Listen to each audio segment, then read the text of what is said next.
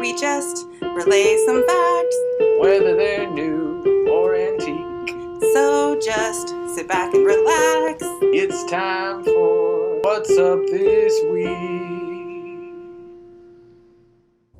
Hola everyone, and welcome to What's Up This Week, your weekly dose of facts and trivia from University Branch Library. January 18th is quite a meaningful day throughout the United States.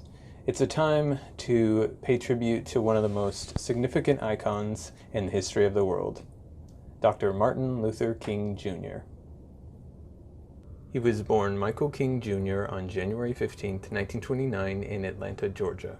Though his first name was changed some years after to Martin, his parents were Alberta Williams King and Michael King. His siblings were Christine and Alfred Daniel. King's father was also pastor of the Ebenezer Baptist Church in their hometown.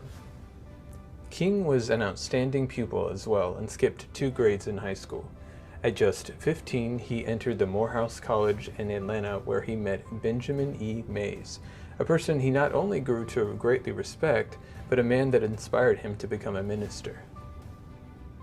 Before long, King was ordained and later earned a PhD degree in theology from Boston University. In the early 1950s, he met and married music student Coretta Scott, who was from Marion, Alabama. Meanwhile, the civil rights movement was emerging in the United States. King became the pastor of the Dexter Avenue Baptist Church in Montgomery, Alabama. But this powerful public speaker soon went from being a local leader to a national one. The man brought kindness, charisma, and a steadfast belief in nonviolent protest. In 1957, King helped found the Southern Christian Leadership Conference to contest racism and discrimination. 6 years after, King participated in the March on Washington for Jobs and Freedom in Washington, D.C. It took place on August 28, 1963. As the final speaker of this remarkable event, with a throng of around 250,000 people, King gave his iconic "I Have a Dream" speech. It is hailed as one of the most important speeches ever delivered. This short segment, of course, covers a mere portion of what made Dr. Martin Luther King Jr. such a unique and pivotal person. To learn more about the man, check out any of these books from our libraries.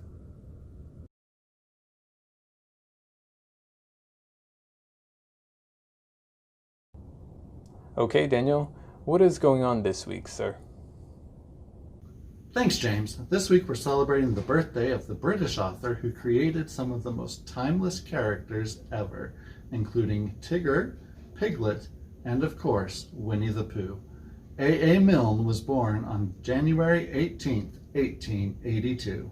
Alan Alexander Milne was born and grew up in London, England. While he was very young, about 7, one of his teachers was H.G. Wells. After graduating from Cambridge University in 1903, he joined the staff of Punch, a weekly satirical magazine. It was there that he met cartoonist E. H. Shepard, who would later illustrate Milne's children's books. Milne is best known for 2 books about a boy named after his son, Christopher Robin, and various characters inspired by his son's stuffed animals, including Winnie the Pooh, Piglet, Eeyore, Tigger, and many others.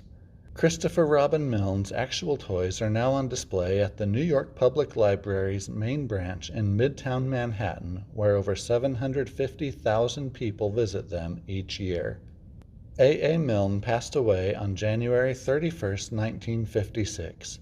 In 1966, the first animated featurette with Milne's cast of characters was released, Winnie the Pooh and the Blustery Day. So far, Pooh and his friends have appeared in 5 theatrical shorts, 15 movies, and 5 television series, and it all started with a little boy and his toys.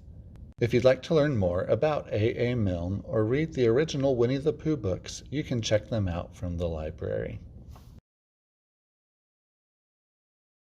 That's it for me. What do you have for us this week, Megan? Hi there! This week's weird thing is that January 21st is Squirrel Appreciation Day. It seems to me that when it comes to squirrels, you either love them or hate them.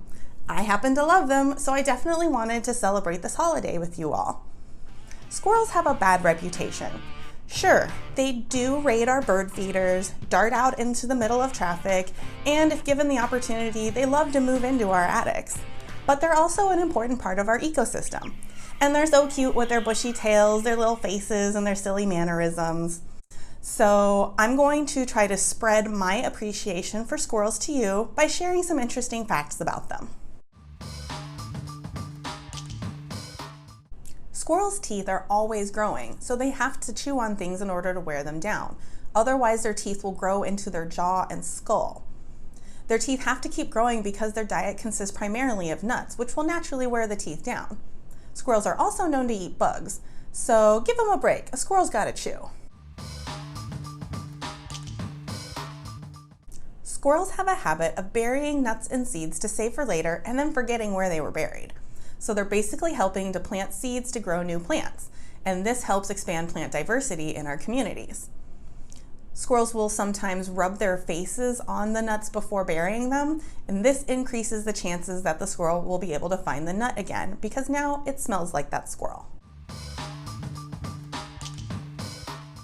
There are 3 main types of squirrels: ground squirrels, tree squirrels, and flying squirrels.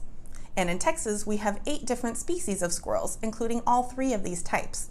The eastern flying squirrel can be found in the eastern parts of Texas, and they're actually pretty common.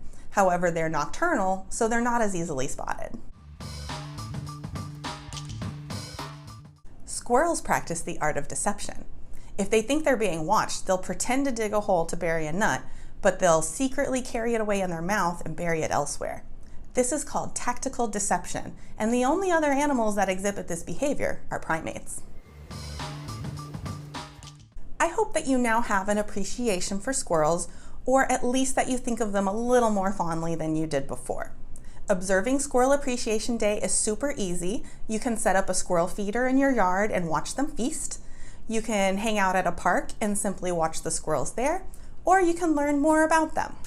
We've got books and a DVD to help you learn more about these silly creatures. Thanks for watching, and be sure to tune in next week for more facts and trivia from University Branch Library.